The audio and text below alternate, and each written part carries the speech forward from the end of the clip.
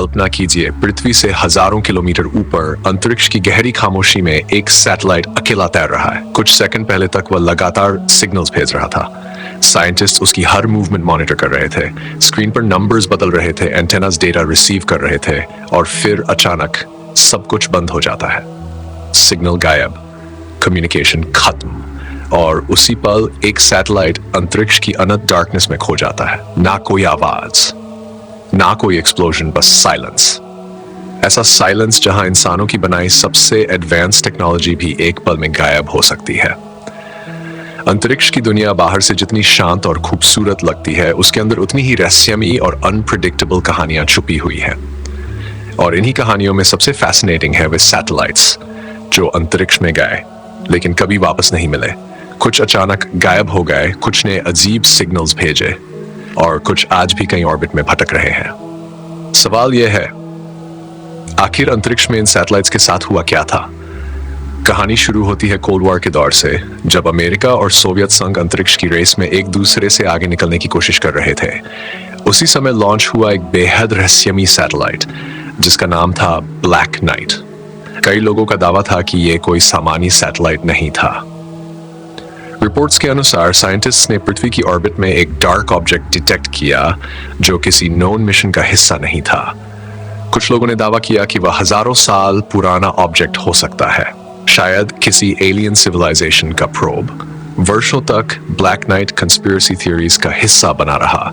NASA ने बाद में कई तस्वीरों और एक्सप्लेनेशंस के जरिए कहा कि यह स्पेस डिब्री और विजुअल मिसअंडरस्टैंडिंग थी, लेकिन इसके बावजूद ब्लैक नाइट आज भी इंटरनेट की सबसे फेमस स्पेस मिस्ट्रीज में गिना जाता है, और शायद यही बात इसे फैसिनेटिंग बनाती है, क्योंकि इंसान हमेशा अननोन चीजों की तरफ खिंचता है। लेकिन हर लॉस्ट सैटेलाइट सिर्फ कंस्पिरेसी नहीं था, कुछ केसेस पूरी तरह रियल और बेहद डिस्टर्बिंग थे। सन 1999 में नासा ने मार्स क्लाइमेट ऑर्बिटर लॉन्च किया।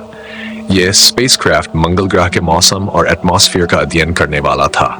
मिशन सफल दिख रहा था, सब कुछ कैलकुलेशंस के अनुसार चल रहा था, लेकिन जैसे ही स्पेसक्राफ्ट मार्स के करीब पहुंचा, अचानक कांटेक्ट टूट गया।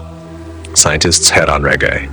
बाद में इन्वेस्टिगेशन में पता चला कि एक छोटी सी मिस्टेक ने पूरा मिशन खत्म कर दिया। एक टीम मेट्रिक यूनिट्स इस्तेमाल कर रही थी, जबकि दूसरी इंपीरियल यूनिट्स यानी किलोमीटर्स और माइल्स की कंफ्यूजन। रिजल्ट यह हुआ कि स्पेसक्राफ्ट गलत ऑल्टीट्यूड पर पहुंच गया और मार्स के एटमॉस्फेयर में जलकर खत्म हो गया।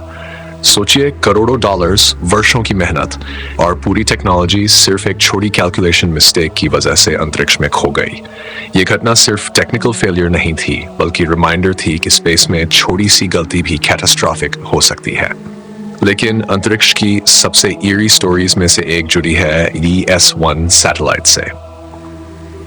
ये एक अमेरिकी मिलिट्री कम्युनिकेशन सैटेलाइट था जिसे 60 के दशक में लॉन्च किया गया था। लॉन्च के बाद उसमें टेक्निकल प्रॉब्लम आ गई और मिशन फेल हो गया। साइंटिस्ट ने मान लिया कि सैटेलाइट हमेशा के लिए डेड हो चुका है, लेकिन फिर लगभग 46 साल बाद अचानक अंतरिक्ष से एक सिग्नल डिटेक्ट हुआ। वही सैटेलाइट जो दशकों पहले साइलेंट हो चुका था, फिर से सिग्नल भेज रहा था। साइंटिस्ट्स खुद हैरान थे, ऐसा कैसे हो सकता है? बाद में एक्सपर्ट्स ने अनुमान लगाया कि शायद उसके सोलर पैनल्स किसी सही एंगल पर आ गए थे और वर्षों बाद सैटेलाइट में थोड़ी पावर वापस आ गई। लेकिन इमेजिन कीजिए उस मोमेंट को जब साइंटिस्ट ने डेकेड्स ओल्ड डेड सैटेलाइट से सिग्नल रिसीव किया होगा। अंतरिक्ष में खोई हुई टेक्नोलॉजी अचानक वापस बोलने लगे। ये किसी साइंस फिक्शन मूवी जैसा लगता है। अब इमेजिन कीजिए एक और सिनेरियो। सन 2003 एक सैटेलाइट लॉन्च होता है जिसका मिशन बेहद सीक्रेट था। उसका नाम था इमेज सैटेलाइट। ये पृथ्वी के मैग्नेटिक फील्ड और ऑरोरास को स्टडी कर रहा था। कई सालों तक मिशन परफेक्टली चलता रहा, फिर अचानक कम्युनिकेशन बंद।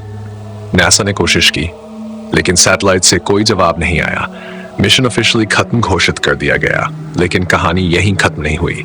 लगभग 12 साल बाद एक एमेच्योर एस्ट्रोनॉमर ने अंतरिक्ष से अनयूजुअल सिग्नल्स डिटेक्ट किए। इन्वेस्टिगेशन शुरू हुई और साइंटिस्ट स्टन्ड रह गए। वह सिग्नल्स उसी इमेज सैटेलाइट से आ रहे थे जिसे वर्षों पहले डेड मान लिया गया था। ऐसा लग रहा था जैसे वह लंबे कोमा के बाद अचानक जाग गया हो, लेकिन फिर कुछ समय बाद कम्युनिकेशन दोबारा अनस्टेबल हो गया। यह घटना आज भी स्पेस एंथुसियास्ट्स के बीच मिस्ट्री और फैसिनेशन का हिस्सा बनी हुई है, क्योंकि स्पेस में खोई हुई चीजें कभी कभी अनएक्सपेक्टेड तरीके से वापस सामने आ जाती हैं। लेकिन सभी सैटेलाइट्स इतने लकी नहीं थे, कुछ हमेशा के लिए खो गए। जैसे ही जापान की advanced X-ray observatory black holes और डिस्टेंट गैलेक्सीज को स्टडी करने के लिए बनाई गई। साइंटिस्ट्स को इससे बहुत उम्मीदें थीं, लेकिन लॉन्च के कुछ समय बाद सैटेलाइट के ओरिएंटेशन सिस्टम में एरर आ गया। उसने खुद को गलत तरीके से रोटेट करना शुरू कर दिया। रोटेशन इतनी तेजी से बढ़ी कि सैटेलाइट लिटरली टूटने लगा। ग्राउंड कंट्रोल सिर्फ हेल्पलेस होकर सिग्नलता रह गया। कुछ ही देर में हिटोमी कई टुकड़ों में बिखर चुका था। अंतरिक्ष में इंसानों की सबसे एडवांस टेक्नोलॉजी कुछ मिनटों में स्पेस डेब्री बन गई, और शायद यही स्पेस एक्सप्लोरेशन की हार्श रियलिटी है। वहां मिस्टेक्स का दूसरा मौका नहीं मिलता।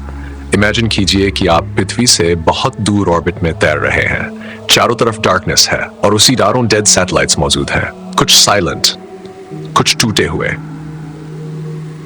कुछ धीरे धीरे ऑर्बिट बदलते हुए। वैज्ञानिकों के अनुसार आज पृथ्वी के आसपास लाखों पीसेस ऑफ स्पेस डेब्रीज घूम रहे हैं। पुराने सैटेलाइट्स, रॉकेट पार्ट्स, टूटे हुए फ्रैगमेंट्स, सब कुछ। हर छोटा टुकड़ा बुलेट जैसी स्पीड से ट्रैवल करता है। यही वजह है कि अंतरिक्ष अब सिर्फ एक्सप्लोरेशन की जगह नहीं, बल्कि एक डेंजरस जंकयार्ड भी बनता जा रहा है। और शायद सबसे डरावनी बात यह है कि अगर स्पेस डिब्रीज बहुत ज्यादा बढ़ गया तो फ्यूचर मिशंस के लिए अंतरिक्ष में जाना और मुश्किल हो सकता है। इसे केस्लर सिंड्रोम कहा जाता है, जहां कोलिजन्स लगातार नए डिब्रीज पैदा करते हैं और धीरे धीरे ऑर्बिट अनयूजेबल हो सकती है। लेकिन इन लॉस्ट सैटेलाइट्स की कहानियों में सिर्फ फेलियर्स नहीं छुपे, इनके अंदर इंसानी एम्बिशन भी छुपी है। क्योंकि हर सैटेलाइट किसी सपने की तरह लॉन्च होता है। साइंटिस्ट्स वर्षों तक उसे डिजाइन करते हैं, इंजीनियर्स उसे टेस्ट करते हैं, और फिर एक दिन वह पृथ्वी छोड़कर अंतरिक्ष की तरफ उड़ जाता है। लेकिन अंतरिक्ष किसी इंसान का नहीं, वहां एक्सट्रीम रेडिएशन है, एंडलेस वैक्यूम है और अनप्रेडिक्टेबल फिजिक्स है। यही वजह है कि कभी कभी सबसे परफेक्ट टेक्नोलॉजी भी वहां जाकर फेल हो जाती है। लेकिन शायद यही चीज स्पेस एक्सप्लोरेशन को इतना फैसिनेटिंग बनाती है, क्योंकि हर मिशन में मिस्ट्री है, रिस्क है और अननोन का डर है। अब इमेजिन कीजिए भविष्य में कोई एस्ट्रोनॉट किसी अबैंडन सैटेलाइट के पास पहुंचे। दशकों पुरानी मशीन अंतरिक्ष में अकेली तैरती हुई, उसके सोलर पैनल्स टूट चुके हों, सरफेस पर माइक्रोमीटियोराइट इंपैक्ट्स के निशान हो, लेकिन वह अब भी साइलेंटली पृथ्वी की ऑर्बिट में घूम रही हो। वह सिर्फ टेक्नोलॉजी नहीं होगी, बल्कि इंसानी क्यूरियोसिटी का फॉसिल होगी। एक रिमाइंडर कि इंसान हमेशा अननोन तक पहुंचने की कोशिश करता रहा है। जब अगली बार आप जीपीएस इस्तेमाल करें, लाइव टीवी देखें या मौसम की जानकारी पाएं, तो याद रखिए ये सब उन सैटेलाइट्स की वजह से संभव है जो पृथ्वी के ऊपर लगातार काम कर रहे हैं। लेकिन उन्हीं के बीच कुछ सैटेलाइट्स ऐसे भी हैं जो खो चुके हैं, साइलेंट हो चुके हैं या अब भी कहीं अंधेरे में भटक रहे हैं। और शायद यही अंतरिक्ष की सबसे ईरी सच्चाई है। वहां कुछ भी हमेशा कंट्रोल में नहीं रहता, क्योंकि जितना ज्यादा इंसान ब्रह्मांड को समझने की कोशिश करता है, उतना ही उसे एहसास होता है कि यूनिवर्स अब भी मिस्ट्रीज से भरा हुआ है। और शायद यही वजह है कि अंतरिक्ष हमें हमेशा डराता भी है और अपनी तरफ खींचता भी रहता है।